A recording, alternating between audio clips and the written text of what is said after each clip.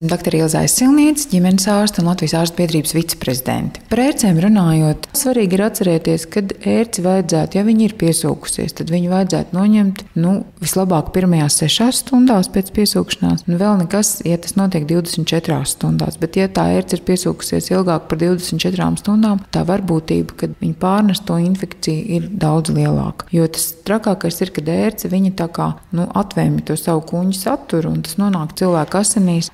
Tad notiek šī inficēšanās. Tāpēc galvenais atcerēties vairākas lietas. Pirmkārt, ja mēs ejam mežā vai pļavās staigāt, pareizi apģērbties, ņemt līdzi gaišu drānu vai kaut vai lakatu, kur bērnu apsēdināt, lietot vai repelents, kas nopērkama veiklos, aptiekās, vakcinācijas centros, vai arī vismaz iesmērēties ar eļļu. Var izmantot pašu pagatavot krustnagliņu eļļu vai ar lavāns eļļu veidot šo repelentu mājās. Un svarīgi ir pēc atgriešanās no šāda te pastaigas tomēr kārtīgi vai nomazgāties, noskaloties un noteikti izpētīt, vai kaut kur kāds kukainītis nav nerāpo pa ķermeni vai pa drēbēm. Ērci pareizi ir jānoņem, var noņemt ar diegu, tā ir sena metode, bet es domāju, ka Latvijā ņemot vērā to, cik mums ir ērcis, ir katra tādiem ceļotājiem pa mežiem un pļavām ir vērts iegādāties ērču pinceti. Ērču pinceti nav domāti tikai mediķiem, viņi ir domāti jebkuram cilvēkam, un ar ērču pinceti var ļoti labi noņemt ērci, nesaspiežot viņas to pašu ķermenīti un vēl vairāk nepalielinot to iespēju, ka tā